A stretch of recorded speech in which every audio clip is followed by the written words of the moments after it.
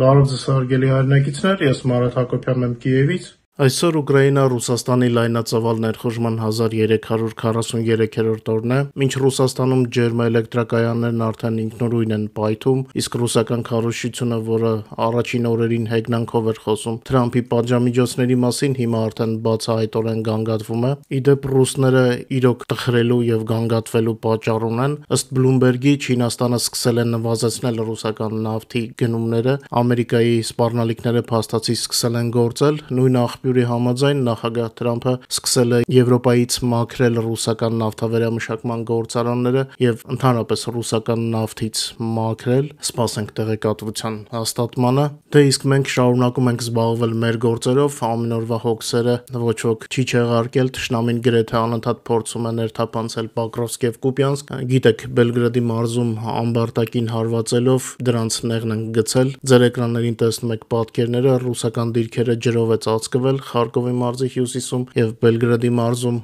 Երբ մեր զինվորները թշնամուն մաքրում են ցանկացած ներթափանցած վայրից, նույն պահից արդեն Ռուսաստանը սկսում է նորից նոր միս, ինչպես մերոնք են դրանց անվանում, ուղարկել առաջ։ Ռուսական հրամանատարությունը փորձում է նախաձեռնողականություն ցույց տալ ռազմաճակատում, անընդհատ առաջ մղելով իր նոր զորքերը, եւ մեր զինվորները ամեն օրվա 24 ժամվա ռեժիմով ուտիլիզացնում են նրանց։ Վերջին 24 ժամում ոչնչացվել է 1060 ռուս օկուպանտ եւ մոտ 300 միավոր նրանց զենքն ու տեխնիկան։ Լայնածավալ պատերազմի սկզբից ի վեր ռուսական բանակի կորուստները ըստ Ուկրաինայի գենշտաբի արդեն կազմել են 1,138,750 ռուս զինվոր։ Ռելիզը ձեր էկրաններին է եւ թերևս որպեսի վախենալու տեսք ունենան, ռուսական բանակը ամեն օր հարձակվում է խաղաղ ուկրաինացիների վրա։ Օրինակ վերջին 24 ժամվա ընթացքում ռուսները արտիրակոծել են Խերսոնի համայնքը, 1 մարդ մահացել է, 2-ը վիրավորված են, վնասվել են բնակելի տներ, ավտոտնակներ եւ ինֆրաստրուկտուրա, իսկ գիշերով Պուտինյան զորքերը հարձակվել են Ուկրաինայի խաղաղ բնակավայրերի վրա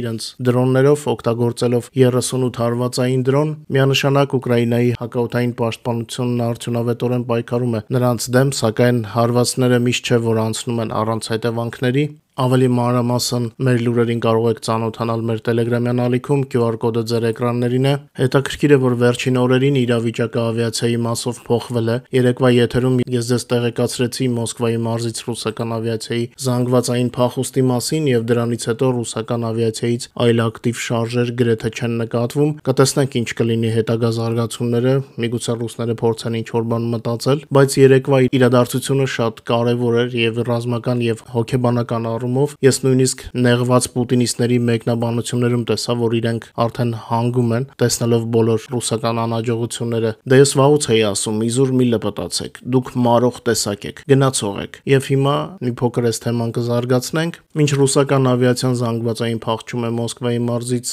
ուկրաինական դրոնների պատճառով, Ուկրաինան միաժամանակ բանակցություններ է վարում Ամերիկայի, Շվեդիայի եւ Ֆրանսիայի հետ մարտական ինքնաթիռների մատակարարումների շուրջ, ինչպես նախորդային լրագրողների հետ հանդիպման ժամանակ ասաց Վլադիմիր Զելենսկին, ընդհանուր պահանջարկը ապագա ուկրաինական ավիացիայի համար կազմում է 250 նոր ինքնաթիռ։ Հետաքրքիր կլիներ իմանայինք, օրինակ, Հայաստանում ինչպես են ուզում զարգացնել ավիացիան, շատ կարևոր ոլորտ է։ Իմջայլոց այդ հարցը մոտ օրերս նախատեսում եմ քննարկել նաև ավիացիոն փորձագետի հետ, համ Ուկրաինայի վերաբերյալ, համ Հայաստանի։ Մեր լսարանին լավ ծանոթ փորձագետի հետ կհանդիպենք։ Հետաքրքիր է մասնագետի կարծիքը լսել, թե Ուկրաինայի տեսանկյունից եւ թե Հայաստանի վերաբերյալ։ Միգուցե Հայաստանում էլ համապատասխան մարմինները արձագանքեն, միգուցե կարևոր լինի նրանց համար։ Իմիջիալոց նախագահ Զելենսկին ընդգծեց աշխատանքը դրոնավորսների մասով, ասելով, որ մենք ծրագրում ենք արդեն նոյեմբերին հասնել օրական 500-ից 800 դրոն որսացող այդ փոքր դրոններից,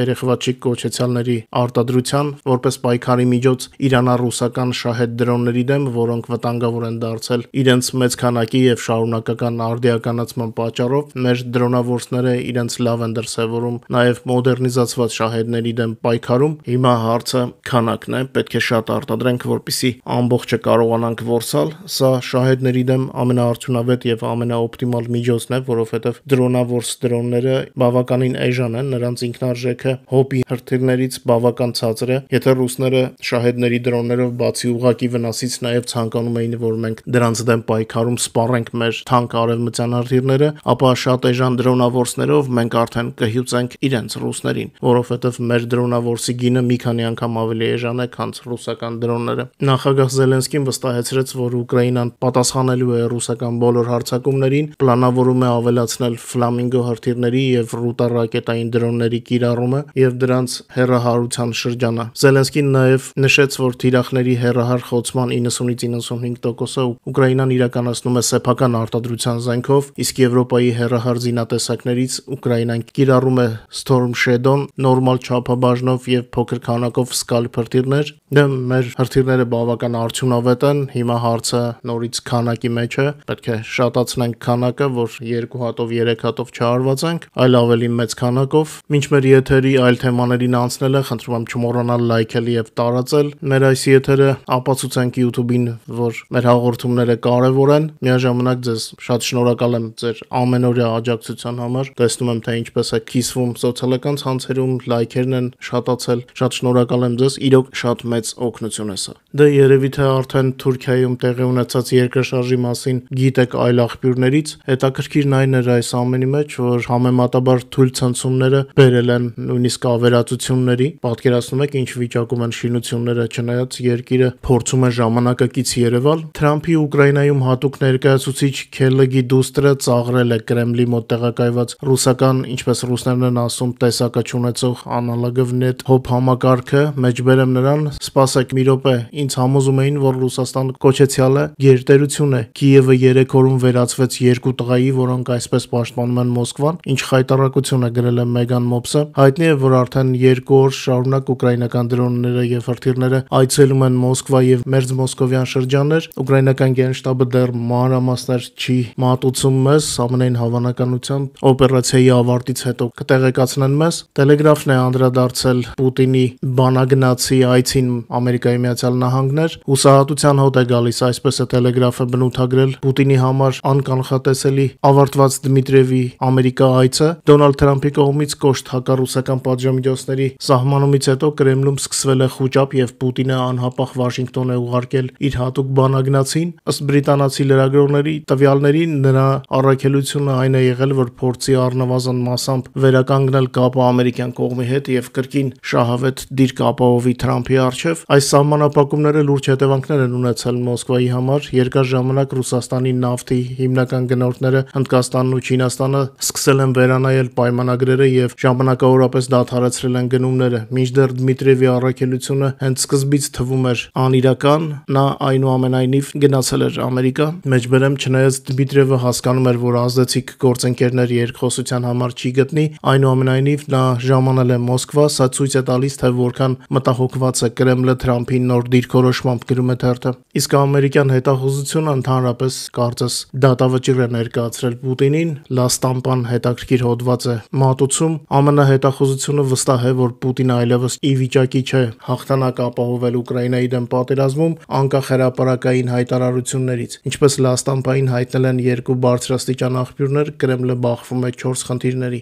որոնք պատերազմի ելքը դարձնում են գործնականում անհաղթահարելի։ Առաջինը դա հոգնած եւ վատ պատրաստված պահեստազորայիններն են ռուսական։ Մոսկվան զգալի մարդկային ռեսուրսների պակաս ունի եւ չի կարողանում այդ հարցը լուծել։ Երկրորդը տնտեսությունը պատերազմի ճնշման տակ է, պատժամիջոցները, գնաճը եւ Ռուսաստանի կենտրոնական բանկի 17%-անոց տոկոսադրույքը վնասել են երկրի տնտեսության կայունությունը։ Հնան աճում է ընդամենը 0.6%-ով, անցած տարվա 4%-ի փոխարեն, իսկ պատերազմի արժեքը, որը գերազանցում է 150 միլիարդը, կլանում է նավթագազային եկամուտները։ La Stampa-ի հարցված փորձագետները վստահ են, որ 26-27 թվականներին Ռուսաստանը ստիպված կլինի վճարել հաշիվները ֆինանսական եւ քաղաքական առումով։ Դեֆոլտի կամ մասշտաբային կրճատումների սպառնալիքը արդեն նշмарվում է։ Երրորդը դա փոքր նվաճումներն են մեծ կորուստների ֆոնին։ Պուտինը դեռ հավատում է, որ կարող է ճնշել Ուկրաինային մարտի դաշտում, սակայն թվերը հակառակն են վկայում։ Զինտեխնիկայի եւ մարդկային կորուստները անհամաչափ են ձեռք բերված արդյունքներին։ Ամերիկյան հետախուզությունը նկատում է, որ նույնիսկ եթե Ռուսաստանը որոշ հատվածներում առաջընթաց ունենա, այդ ռազմավարությունը միջնաժամկի կտրվածքով ոչ կայուն է։ Ռուսները սպառվում են արագ, քան հարձակումը արդյունք է տալիս։ Եվ չորրորդը Ուկրաինան ուժեղացնում է զենքի արտադրությունը։ Այդ մասին ես մեր այսօրվա եթերի առաջին մասում ասացի։ Ըստ La Stampa-ի ռուս զինված ուժերի հոգնածության ֆոնին Ուկրաինան ուկրաինական պաշտպանական արդյունաբերությունը կատարում է որակական թռիչք, Կիևը կազմակերպել է դրոնների զանգվածային արտադրություն տարին մի քանի միլիոն եւ պատրաստվում է թողարկել ավելի մեծ քանակությամբ նոր Ֆլամինգո հրթիռներ մինչեւ 3000 կիլոմետր հեռահարությամբ։ Փորձագետների կարծիքով սա թույլ կտա խորը հարվածներ հասցնել ռուսական տարածքում եւ ստիպել Կրեմլին ավելի շատ ռեսուրս ծախսել պաշտպանության վրա։ Չնայած սահմանափակ արագությանը եւ ռադարների նկատելիությանը, նոր ուկրաինական համակարգերը դարձնում են ուկրաինական բանակը ավելի ինքնուրույն եւ տեխնոլոգիապես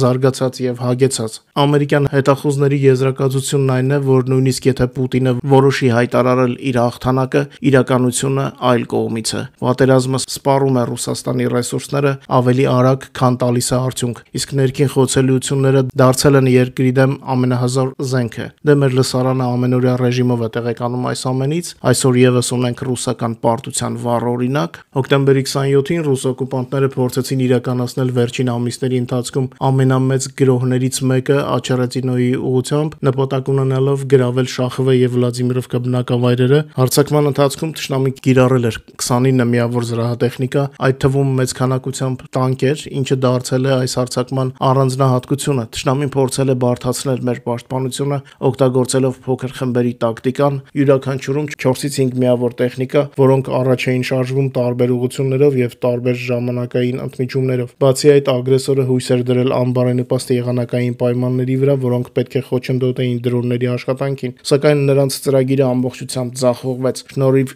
լավ ամրացված պաշտպանական դիրքերին, արդյունավետ ականապատման եւ զինված ուժերի եւ Ուկրաինայի ազգային գվարդիայի սորաբաժանումների համակարգված գործողությունների, մասնավորապես հրետանային հաշվարկների եւ դրոնների օպերատորների աշխատանքի, հարձակումը որոտեվել է ավելի քան 6 ժամ, հաջողությամբ հետ է մղվել։ Մարտի արդյունքում թշնամին կրել է զգալի կորուստներ, ոչնչացվել է 15 միավոր տեխնիկա, այդ թվում 2 տանկ, 12 զրահափոխադրիչ եւ 1 մեքենա։ Օկուպանտների դեսանտային հետևակը, որը փորձում էր դուրս գալ տեխնիկայից, ոչնչացվել է ուկրաինական FPV դրոնների օգնությամբ։ Թշնամու հետևակի իջեցման տարածքների զտումը շարունակվում է դեռ, մերոնք մաքրում են, կոնկրետ Ազովի մարտիկներն են։ Դոնեցկի մարզի Դաբրոպոլիի եւ Պոկրովսկի շրջակայքում հակահարձակում իրականացրած Ուկրաինայի զինուժի մարտիկները հետ են շպրտել ռուս օկուպանտներին Կուչերով Յար եւ Նովոյե Շախովը բնակավայրերից։ Վերջին օրերին կարծես ռուսները հալվում են այս ուղությամբ, բայց փորձում են դեռ ամեն կերպ Պոկրովսկ մտնել, չնայած Պոկրովսկում արդեն բախվում են նոր ուկրաինական տակտիկային։ Ուկրաինայի պաշտպանության նախարարության գլխավոր հետախուզության վարչության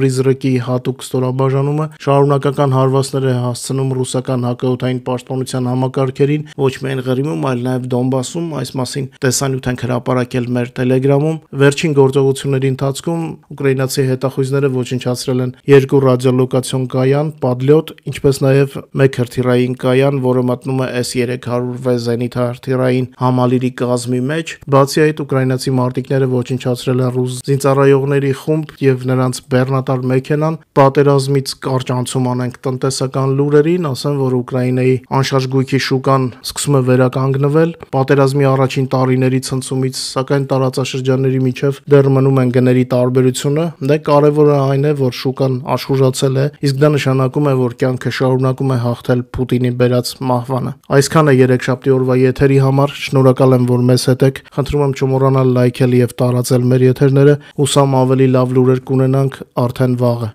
Բարու մեջ մնաք։